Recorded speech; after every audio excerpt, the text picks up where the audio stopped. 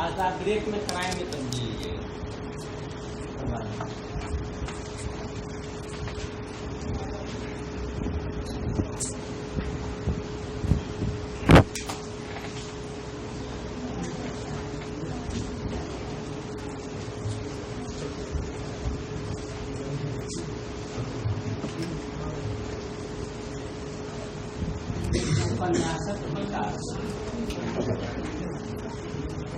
उपन्यासक विकास में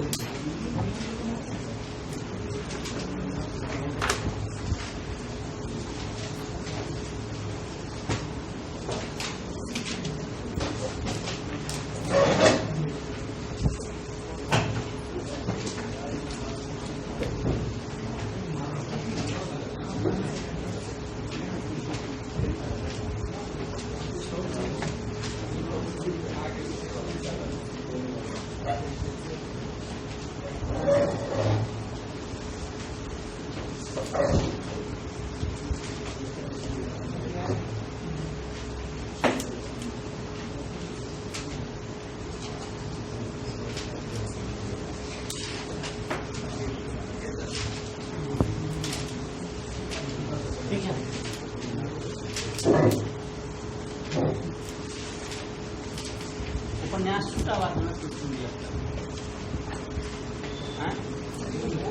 उपन्यास का था छूटा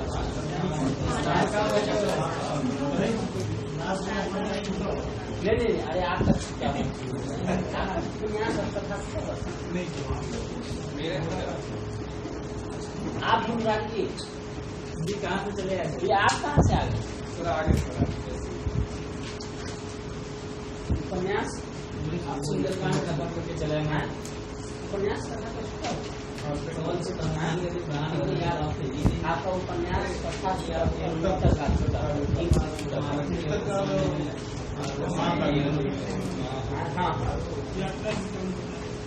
देखिए हम जो है ना मनीषी उपन्यास के लिए हम लोग देख रहे हैं ठीक है ना। उपन्यास में सबसे पहले उपन्यास का विकास जो हम देख रहे थे उपन्यास का हम किसको कहते हैं हम ये लिख लिए सबसे पहले हम भूमिका में लिख लिए थे कि उपन्यास क्या होता है। उपन्यास का जो उपन्यासक कथा जो होता है उपन्यासक कथा इसका जो कथा होता है बहुमुखी होता है बहुमुखी होता है बहुलक्षी होता है बहुलक्षी होता है और ठीक है ना।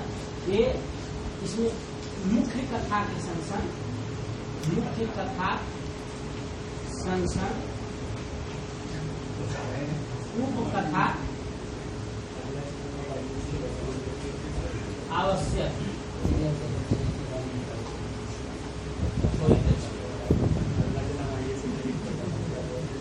कहे के लिए ठीक है। ये जो है ना उपन्यास के कथा का हम देख लेते उपन्यास किसको कहते हैं वैसा कथा जो बहुमुखी हो बहुलक्षी हो और मुख्य कथा के संग उपकथा हो उसको हम लोग क्या कहते हैं ठीक है उसको हम लोग उपन्यास कहते हैं। कोई दिक्कत। इसके बाद भूमिका के बाद हम लोग उद्भव लिखते हैं। उपन्यास का जो उद्भव हुआ पाश्चात्य साहित्य से उसका उद्भव हुआ पाश्चात्य साहित्य से उद्भव। इसके बाद हम लिखते हैं विकास। मैथिली में पहल उपन्यास कौन था पहल उपन्यास निर्दयी सासू निर्दयी सासू और इसके राइटर थे जनार्दन था जनसीदन। ये उपन्यास 1914 में मिथिला मिहिर में धारावाहिक रूप में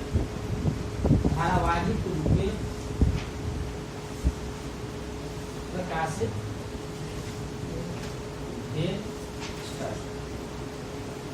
धारावाहिक रूप से प्रकाशित हुआ था और 1916 में पुस्तक पोथी रूप में प्रकाशित पहिल उपन्यास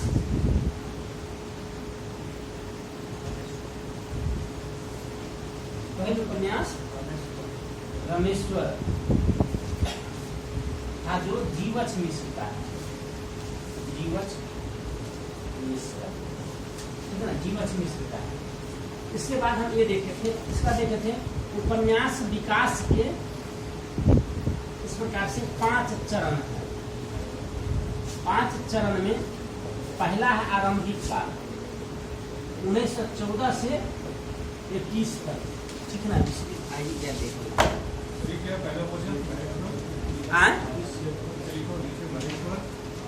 रमेश्वर चरित्र,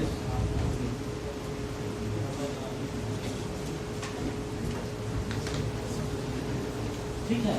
ये है 1922 से 31, 1931 32 से 50, ठीक है ना, कोई दिक्कत। और 50 से ये है, ठीक है ना, हो गया। देखिए इसमें आरंभिक काल का जो उपन्यास था, इस काल का जो उपन्यास है, इसमें हम क्या पढ़े थे, कथा और उपन्यास में विशेष अंतर नहीं था। कथा और उपन्यास में कोनो खास अंतर नहीं, कोई खास अंतर नहीं था। उपन्यास क्या होता था, कथा विस्तार मात्र कोई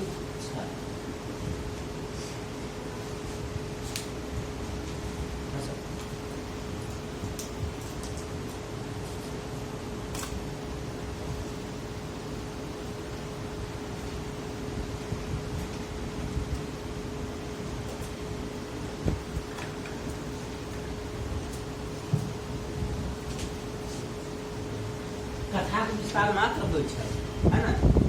इस काल में, निर्माण काल में क्या हुआ, यहाँ पर उपन्यास का निर्माण हो गया, उपन्यासक निर्माण भेल। पहला उपन्यास कौन था, नारद विवाह।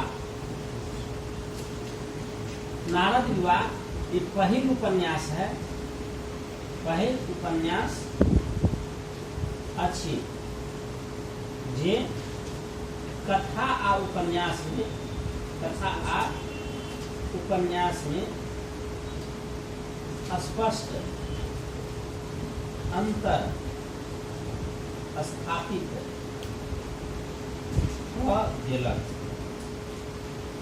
स्पष्ट अंतर स्थापित कर दिया, कोई दिक्कत। इसके बाद लेकिन नारद विवाह क्या है, शिल्प के दृष्टि से उत्कृष्ट नहीं था, ठीक है। शिल्प के दृष्टि से यह शिल्पक दृष्टि से उत्कृष्ट नहीं,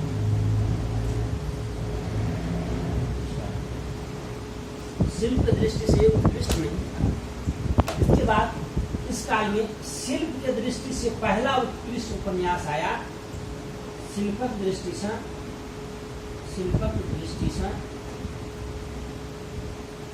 पहिल, शिल्पक दृष्टि से पहिल उत्कृष्ट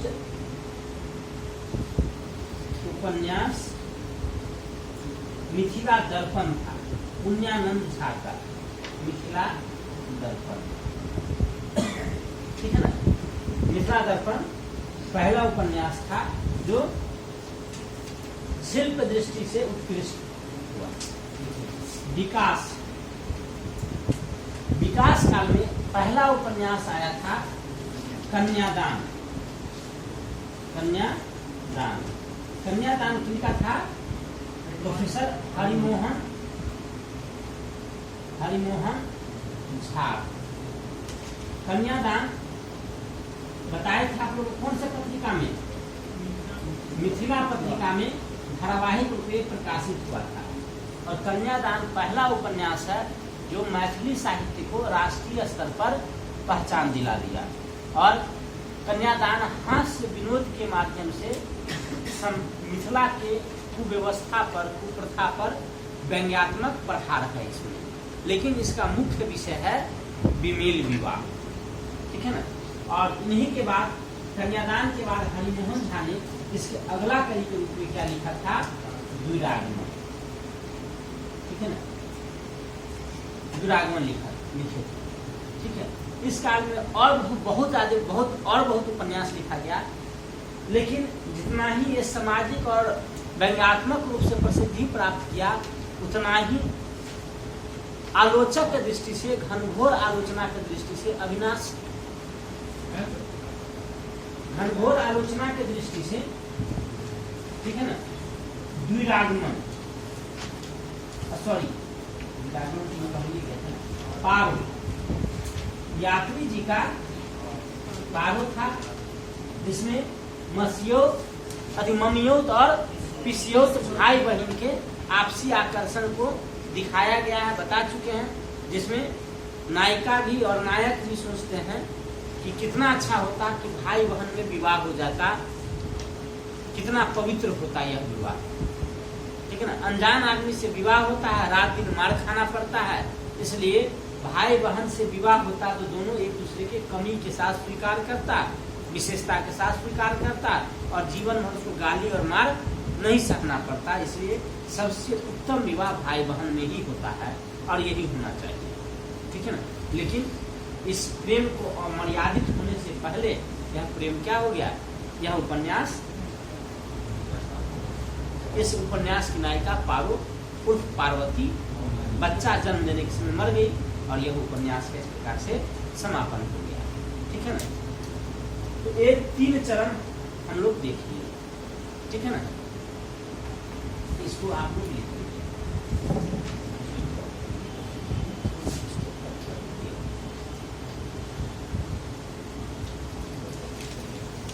ठीक है, इसको लिख लीजिए।